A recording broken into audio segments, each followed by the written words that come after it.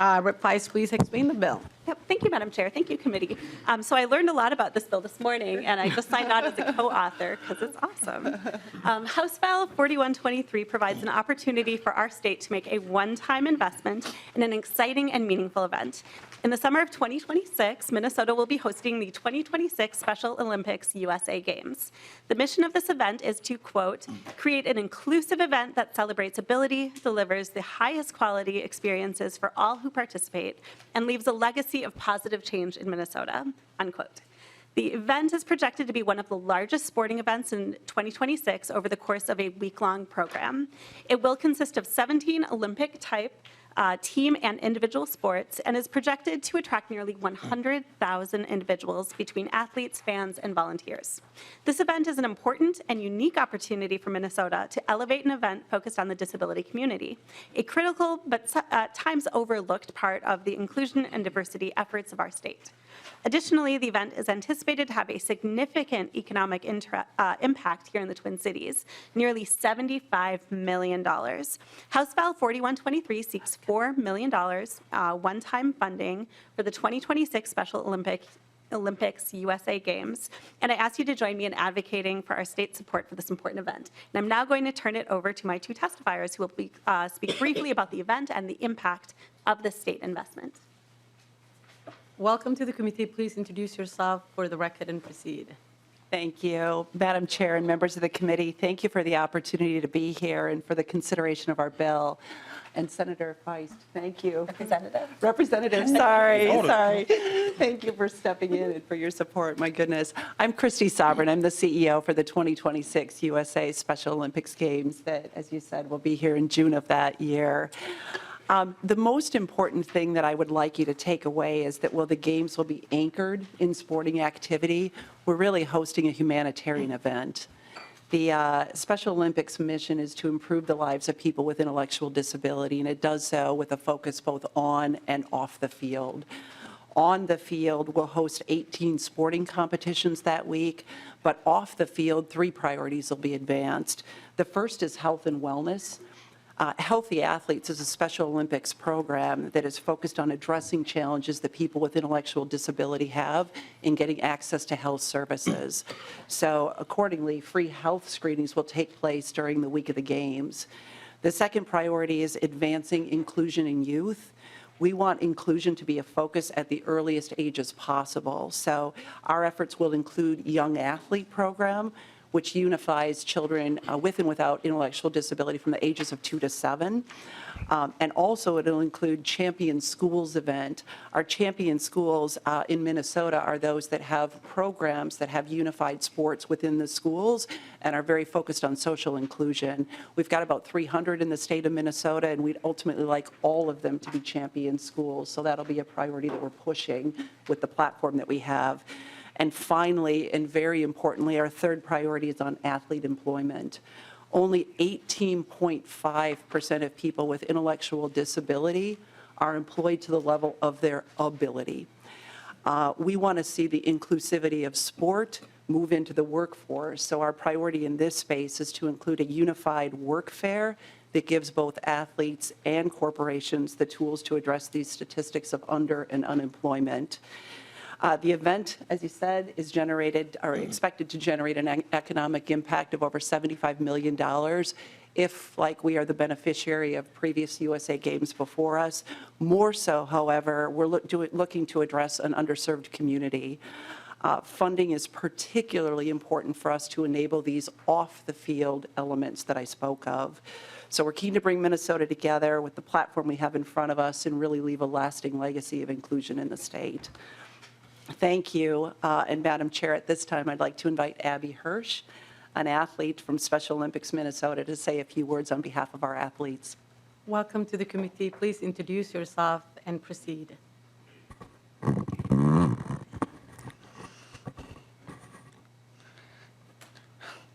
Thank you, Madam Chair and members of the committee.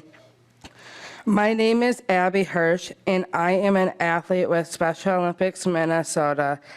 I had the honor of representing Team Minnesota in the 2014 USA Games, and it was a dream come true. On behalf of the 4,000 Special Olympics athletes that will participate in the 2026 USA Games, I am honored to be here today to share their voices. Hosting the 2026 USA Games will be incredible. It will put Minnesota on a national stage and shine a light on the abilities of people who have an intellectual disability. We want the 2026 USA Games to be life-changing for the Minnesota community. Beyond sport, our efforts will focus on unified sports in schools, health and wellness, and employment of people who are neurodiverse and have intellectual disabilities. It is an opportunity of a lifetime for our athletes and the community to come together as one Minnesota. We have the opportunity to advance the mission of Special Olympics and showcase Minnesota as a beacon of togetherness, hope, and unity. I am proud to be an athlete messenger and hopeful for a more inclusive world. Madam Chair and members of the committee, thank you so much for considering our funding request. Thank you so much for being here, and thank you for testifying on this bill. Discussion on the bill. Sure. Weiner? Thank you, Madam Chair. And thank you, Abby, for testifying. I've seen a lot of people who have come in and been very nervous. You handle yourself very well. Thank you for being here.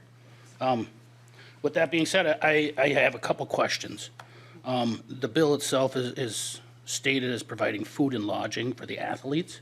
How does that apply to staff? Because I know some individuals who may be joining you at the Special Olympics. So how does that apply to coaching or family when this bill is specifically states just for the athletes? To the testifier or Rep. 5, Yeah. whichever one.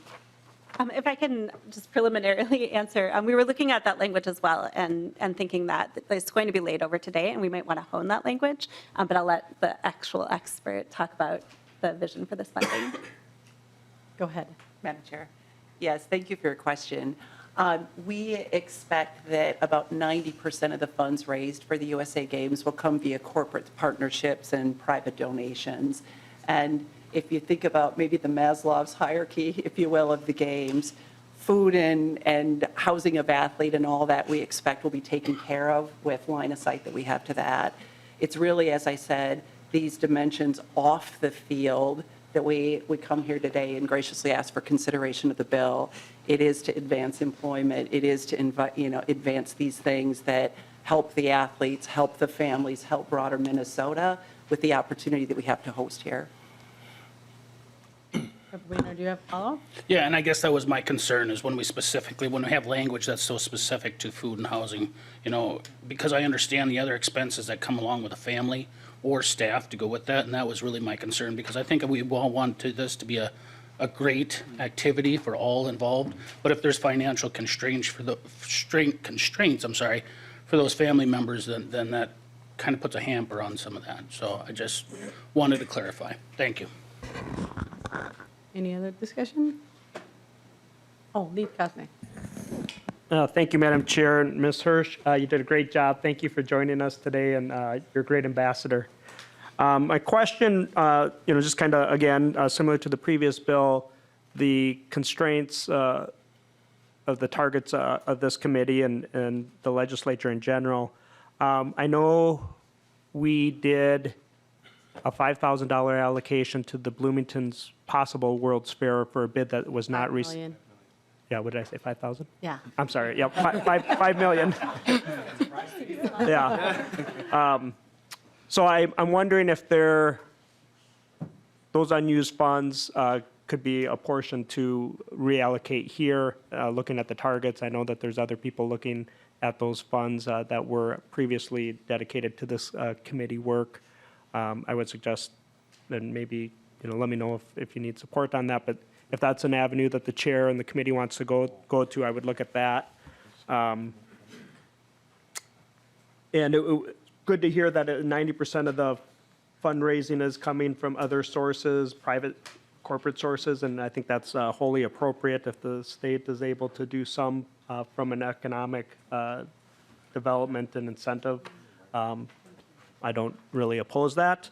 I appreciate the work that the organization does. I think it's important to celebrate those athletes and some of the other initiatives that you'd mentioned. So hopefully the committee can find another resource, because I know the direct resources we have are limited, but I would take a look at that, Madam Chair, as we put the bill together. It's a good, a friendly suggestion. Thank you, Lead Kosnick. We will look at every avenue we'll get money from. But right now, our target is what it is. And I know that the Bloomington money will be canceled, so we will work with Dee to figure that out. Madam Chair, if I just Yeah. follow up on that. Where are the activities for these events scheduled to take place, if you don't mind, Madam Chair? To the testifier. Yeah, Lakeville? Okay. Madam Chair. They'll be hosted at the University of Minnesota, and we'll have a secondary hub location up at the National Sports Center in Blaine for those sports that can't be hosted on campus. All right. It's not Lakeville, but close enough. Close enough, Madam Chair. All right. Closing comments. Yeah, thank you, committee, for the great discussion of this really wonderful bill. I think that investments like this are really great economic development investments, and also we're excited to support these athletes. And in case you were wondering, Abby is a swimmer and a weightlifter, so we wish you luck Thank you. in 2026. Thank you. Rep. Weiss renews her motion that House File 4123 be laid over for possible inclusion. Thank you for coming.